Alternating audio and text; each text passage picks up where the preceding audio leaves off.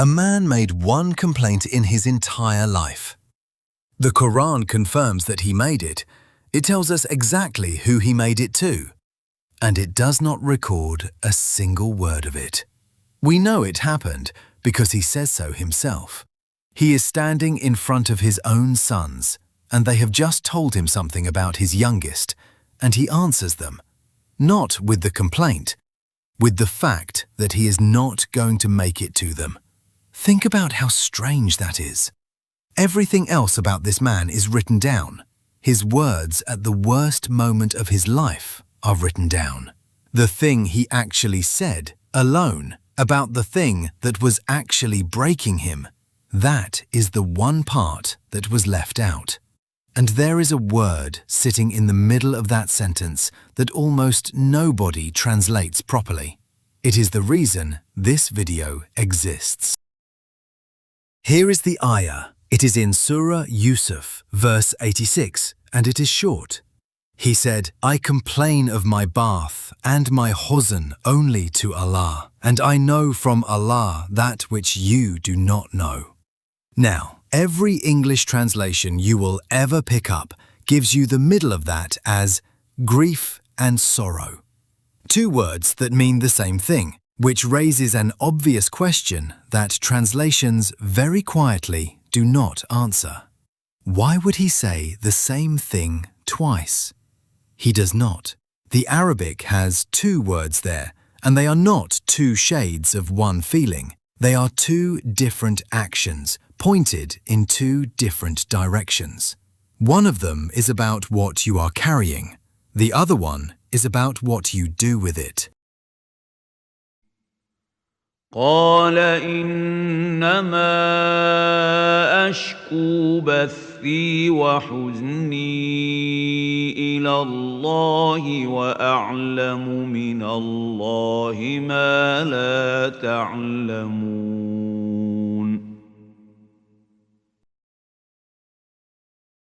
Ashku bati wa huzni.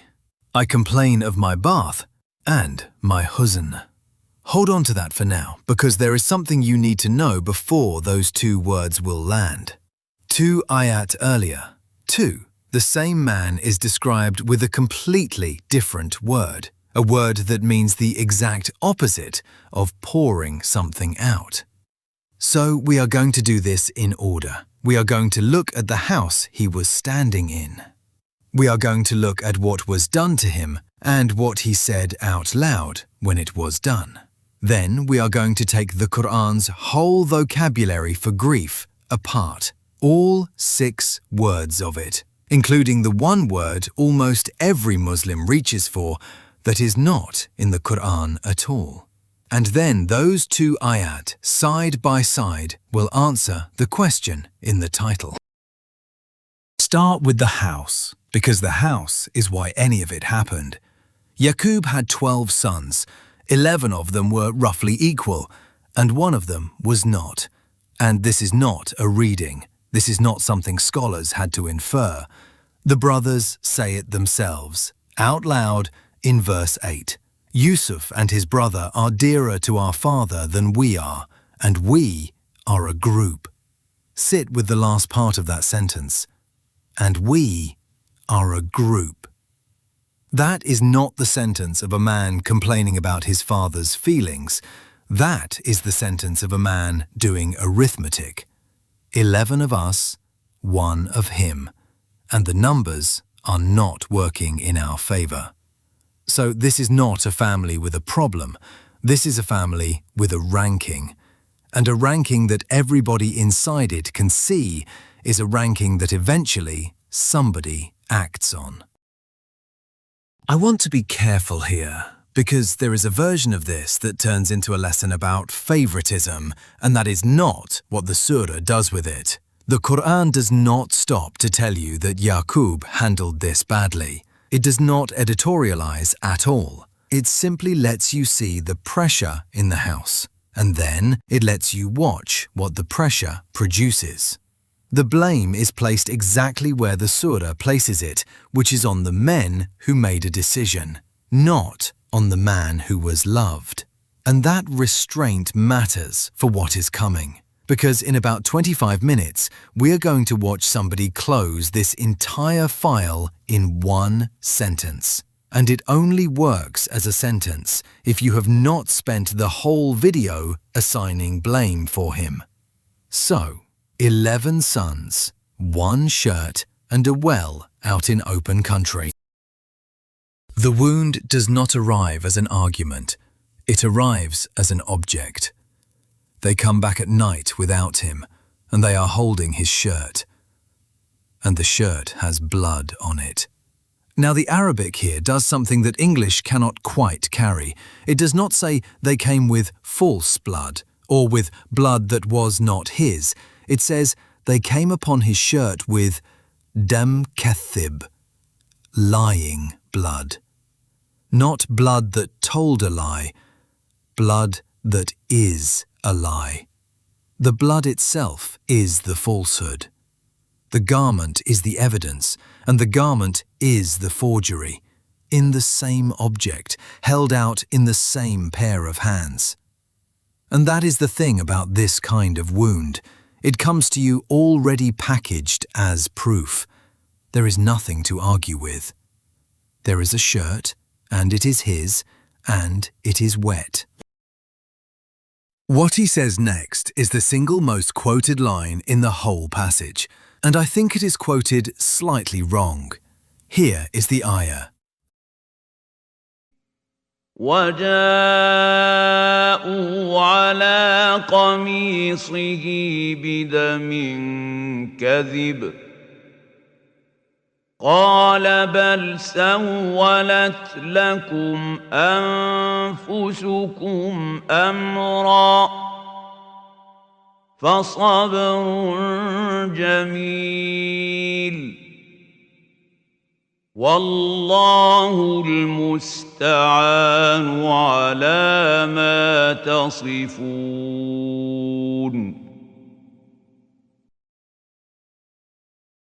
فَصَبْرٌ جَمِيلٌ. Beautiful patience. It gets put on posters, and it deserves to be. But notice where he is standing when he says it. He is standing in front of the men who did it. This is the public sentence. This is what the room hears. And the question this whole video turns on is that also what was happening inside him? No, and the Quran tells you so, in plain language, about 66 ayat later. Which is worth saying clearly, because there is a way of teaching sabr that turns it into a performance, where the goal becomes the calm sentence in front of the room, where a man who says the right thing while quietly coming apart is held up as the finished product. That is not what is being modelled here. Beautiful patience was true. It was also not the whole of what was happening in him, and the surah refuses to let you believe it was. So, before we can get to what he did with the rest of it, we need the vocabulary, because English is about to fail us completely. English has essentially one word for this. The Quran has 6, and they do not mean the same thing. 6 words. Let me give you the first 3, and I want you to notice that every one of them is a physical picture before it is a feeling. 1. Huzn, root hazana. And the root is not about tears at all. It is ground, hard, broken, stony ground that is difficult to walk across. That is the word the Quran uses most. Not a liquid, not a weight, terrain. The kind of grief that makes the distance from your bed to the door into a journey. 2. Asaf. This is the one with heat in it. It sits right next to anger. The same root is used for the grief a man feels who has also been wronged. It is grief that has not decided yet whether it is going to turn into rage. 3. Gham, root ghamima, to cover something over completely. It is the word for cloud cover. This is the grief that closes above you, so there is nothing overhead. 4. Carb, And this one is anatomical. The root is about the throat closing up under pressure. It is used of nuh and of the moment before rescue arrives. That tight band across the chest that has nothing to do with your lungs. That is carb. 5. Dank. Root, danaka, narrowness. In Surah Taha, it is used for a whole life. Ma'ishatan danka, a constricted living. Not a bad event, a life that has been squeezed into a space too small for it. 6. Bath, which is the one we came for, and I am going to leave it standing there for 2 more minutes. Now look at those 6 as a set. Terrain, heat, cloud cover, a closing throat, a narrowing room, and a scattering. 6 completely different physical events, all of which English hands you as the single word, sad. And now the part I did not expect when I started looking at this. There is a 7th word. It is probably the word you use. Ham, as in, I have been carrying so much ham this week. Ham, in the sense of grief and anxiety, is not in the Quran's vocabulary for this at all. The root is in the Quran, doing other work, intending, resolving, setting out to do something. But the grief word you reach for is not one of the 6. It is in the dua. It is in the Prophet's own supplication, in Bukhari. O Allah, I seek refuge in you from ham and hazan. So the most common word Muslims use for this feeling comes to us inside a request to be rescued from it. Hold that. It is half the answer to the question in the title, and we come back to it at the very end. Bath. Root bathurtha. And the root does not mean grief. It means to spread out, to scatter, to throw something wide so that it covers a surface. It is the word the Quran uses for dust scattered through the air. It is the word used for creatures spread out across the earth. It is used for wool pulled apart and thrown loose. Every other place this root appears, it is describing something being distributed so widely that none of it is being held anywhere. Which means the sentence we started with is not saying what your translation says. I complain of my grief is a man with a lump in his chest, describing the lump. The Arabic is the opposite of a lump. The Arabic is a thing thrown open. I complain of my bath. I spread it out. I scatter it wide. I put all of it down where all of it can be seen. And this is where I want to push back on the English properly, because the translation is not just thin here. It reverses the picture. Complain in English is a small, slightly shameful word. It is what you do about a meal or a neighbour. It is petty by default. So the sentence arrives in English, sounding like a pious man apologizing for having feelings. It is not that. It is inventory. Ashku bathi. I take the whole thing and I lay it out, item by item, in front of the only one who already knows what is in it. Nothing kept back in the bag for later. Nothing arranged to look better than it is. Which, if you have ever actually done this, properly, out loud, on your own, you already know is not a small act. It is the hardest thing in the surah, and nobody was allowed to watch it.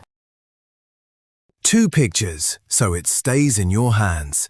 The first is a merchant tipping a sack out onto a table, not opening the sack, not showing you the top of it, turning it completely over so that every single thing inside is on the table at once, including the parts he would rather have sold in the dark.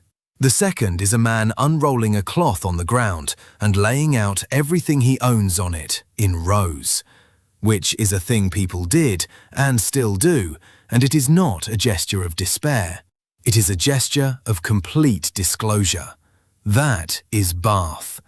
And in the entire Quran, used this way, for a human being putting his grief somewhere, it happens once.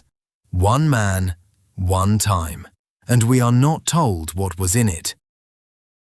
Now go back to ayat. Not 2 chapters, not 2 pages. 2 ayat. Verse 84. This is the same man, in the same stretch of his life. And this time, the Quran is describing him from the outside, the way his sons would have seen him. And it puts 3 grief words in a single ayat, which the Quran does not do casually. Listen for the last one.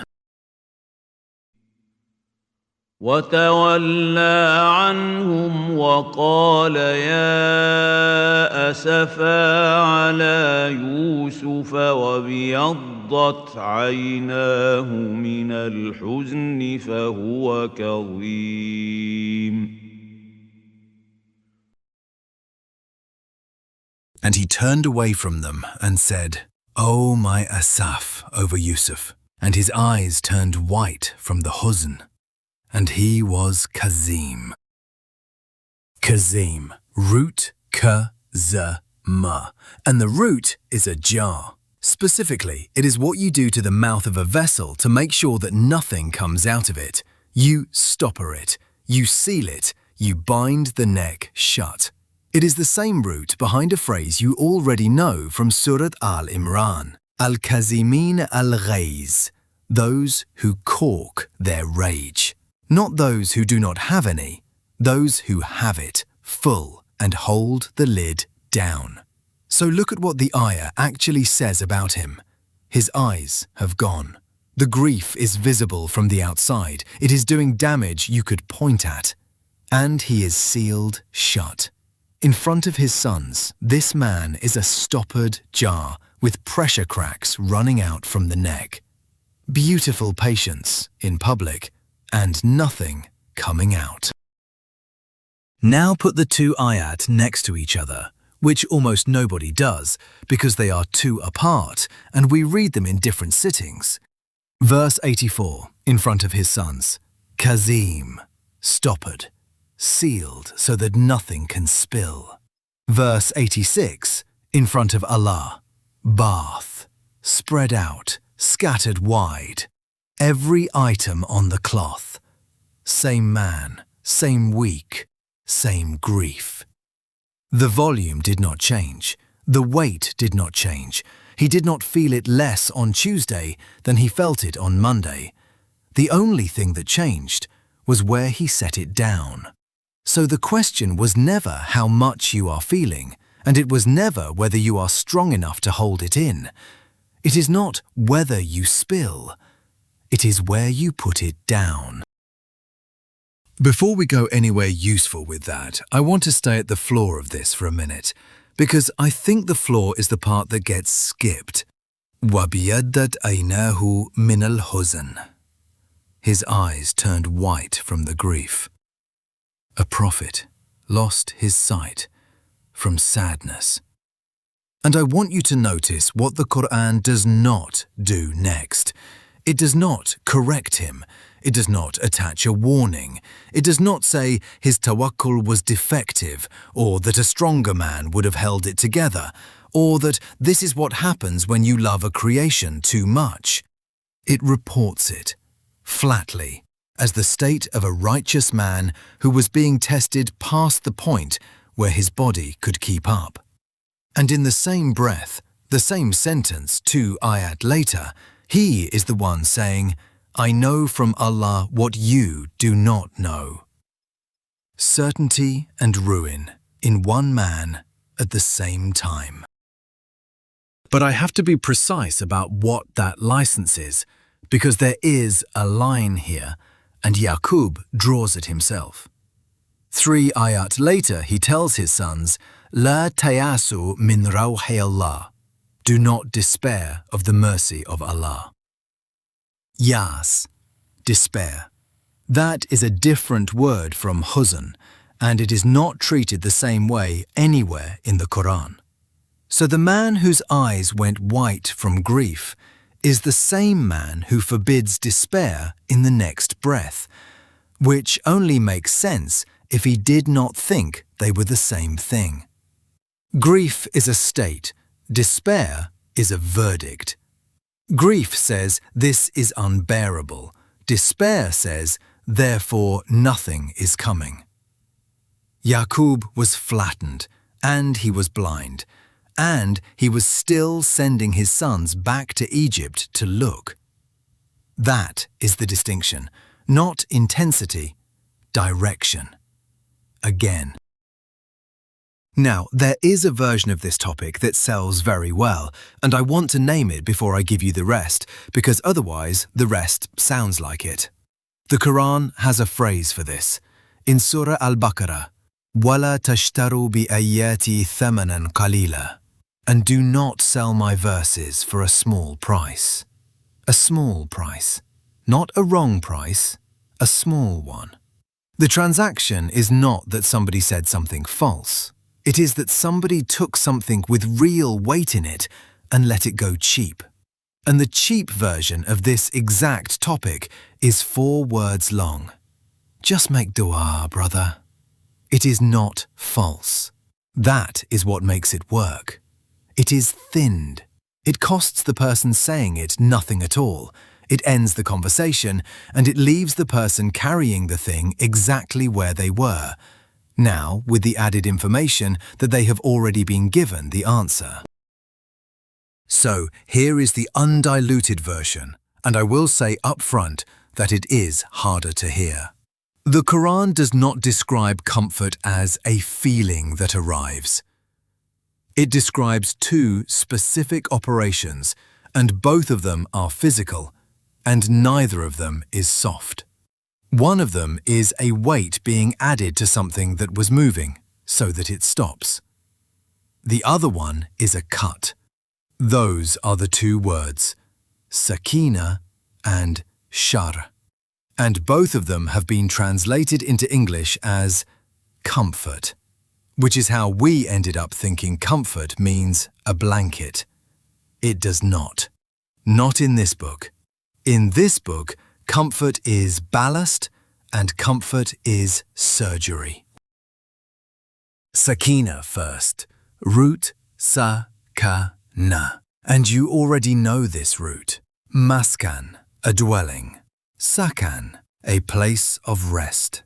Sakin, still. It is the root for a thing that has stopped moving and stays where it is. And here is what almost nobody notices about it. Sakina is never described as felt. It is always described as sent down. Anzala. It comes down onto people the way rain does, from outside them onto them. Which means it is not a mood you can work yourself into. It is delivered.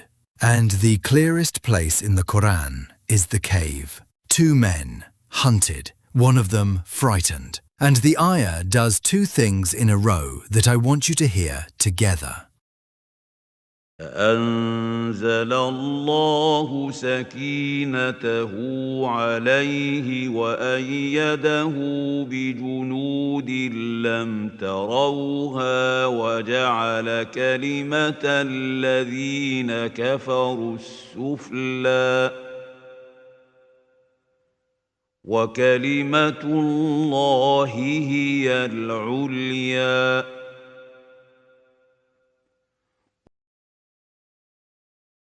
لا تحزن إن الله معنا.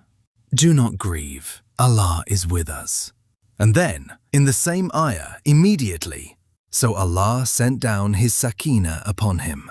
Notice the order, the command, and then the provision. He is not told, do not grieve, and then left to manage it. The thing that makes it possible arrives in the next clause. And notice what La Tahzan is doing there, because this matters for the title. It is not a rebuke. Nobody is being told off in that cave. It is the sentence you say to a man beside you in the dark, and the Quran preserves it as consolation. So sakina is ballast, weight added from outside to something that was moving too much. It does not remove the storm. It lowers you in the water until the storm cannot turn you over. Now the other one, Sharh. Root Sharh. Alam nashrah laka sadrak. And every translation gives you something like, did we not expand your breast?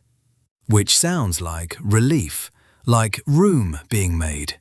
The verb is far more physical than that. Sharah is to open something out and lay it flat. It is a hands-on word, a working word. It is the word for opening a thing up so that what is inside it can be seen and can be worked with. The chest was not soothed, but it was opened. And you can check that reading against its opposite, because the Quran gives you that too. In Surah At-Tawbah, about 3 men in the hardest week of their lives, وَدَاقَتْ عَلَيْهِمْ أَنفُسُهُمْ, and their own selves became narrow upon them, narrowing and opening out, the same axis in both directions. That is what the Quran means by comfort. Which brings us to the hardest distinction in the whole subject, and the Quran makes it with 2 beings rather than 2 definitions. Both of them fall, both of them are ruined by it, and both of them feel it. That is the part people skip. Neither one is indifferent. Start with Iblis in Surah Al-Araf. He has refused, he has been thrown out, and he speaks. قَالَ فَبِمَا أَغْوَيْتَنِي. He said, because you misled me, because you. The grief is real, and it is pointed outward. It is not a confession, it is a case. There is a defendant in that sentence, and it is not him. And then he asks for time. Respite me until the day they are raised. Which is not repentance either. It is an appeal for more of the thing he has been using badly. Now Adam, same surah, same fall. رَبَّنَا ظَلَمْنَا أَنفُسَنَا. Our Lord, we have wronged ourselves. Identical intensity. He is not feeling it any less. He is aimed differently. The grief in that sentence has a subject, and the subject is him. And then he hands the whole thing over and asks. And the word for what he does is tawbah, root ta-wa-ba, which does not mean feeling sorry. It means to return, to come back to a place you were before. It is a word about movement, and the Quran has a different word for sorrow that does not move. Nadam, regret. It is what the brother says after what happens between the 2 of them in Surah Al-Ma'idah. He became one of the nadimin, the regretful, and nothing changed. It is what people say when it is already too late. Tawbah is a word about going somewhere. Nadam is a word about sitting still. And your tears will not tell you which one you are in. So what does a man who has done all of this actually look like on the other side of it? The surah answers that, and it answers it in 1 sentence. Years later, Egypt. The brothers are standing in front of him, and they know who he is now, and they know exactly what they did. And the word he uses is tathrib, root tha-ra-ba, which does not mean blame. It means bringing something up again, raking it back over. The specific act of returning to a thing that was already settled and reopening it. Here it is. قال لا تثريب عليكم اليوم يغفر الله لكم وهو أرحم الراحمين.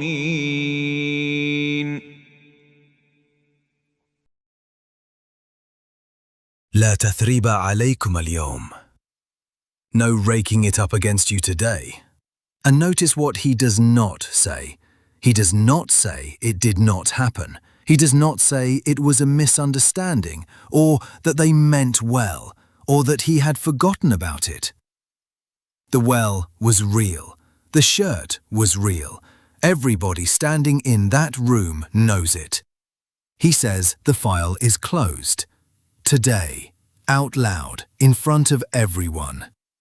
And now look at the order these things happened in, because the order is the whole argument of this video. The man who was poured out in front of Allah is the man who could close a file in front of people, not the other way round.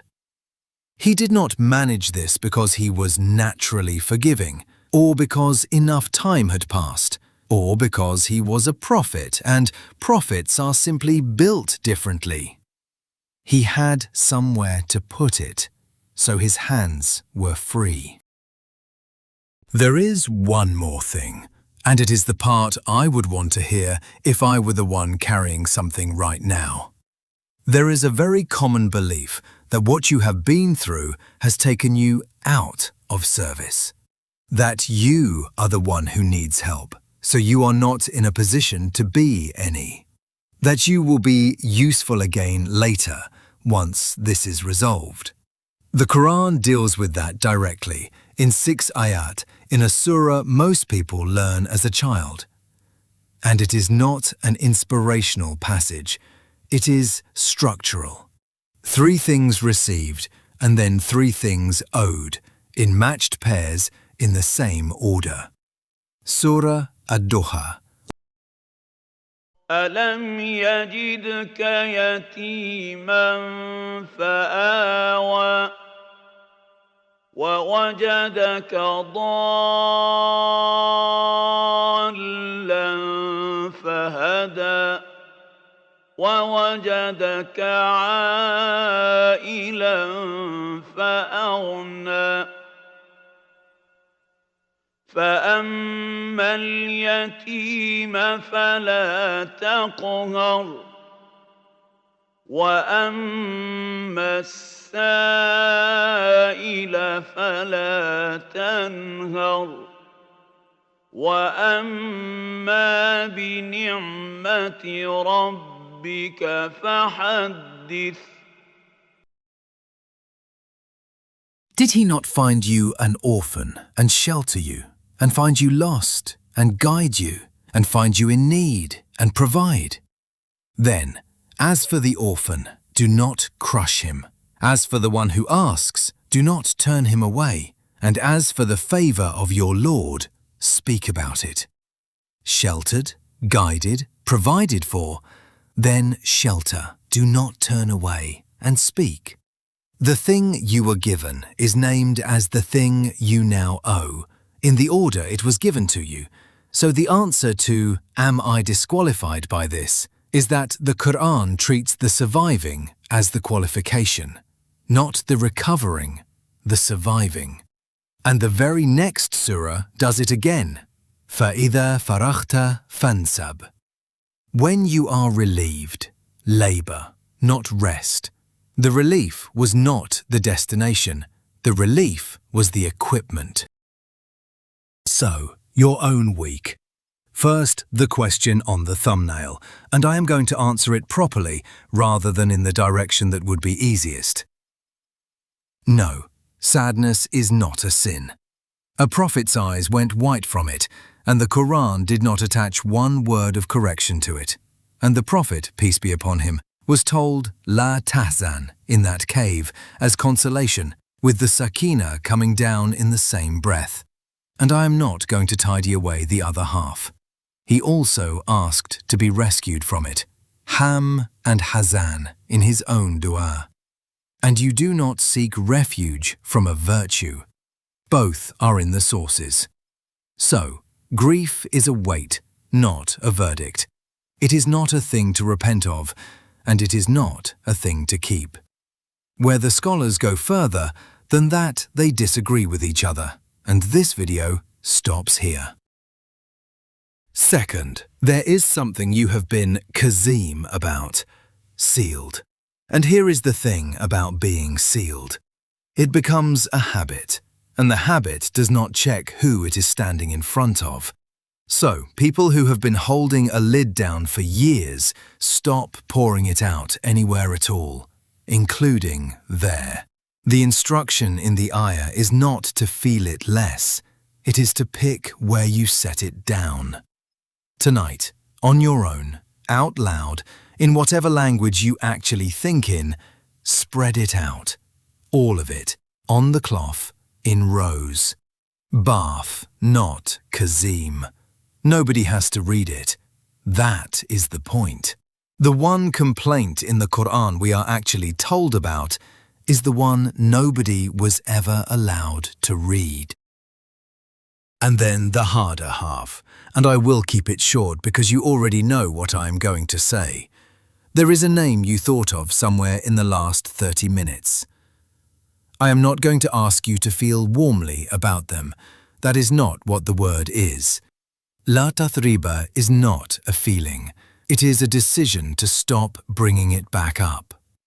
Yusuf said it out loud, in public, to men who had put him in a well.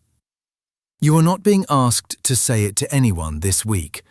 You are being asked to stop raking it over in your own head at 2 in the morning. And you will find you cannot do that while you are still carrying the whole thing yourself. Which is why it comes second and not first. The Quran is not asking you to hold it in. It is telling you where to put it down.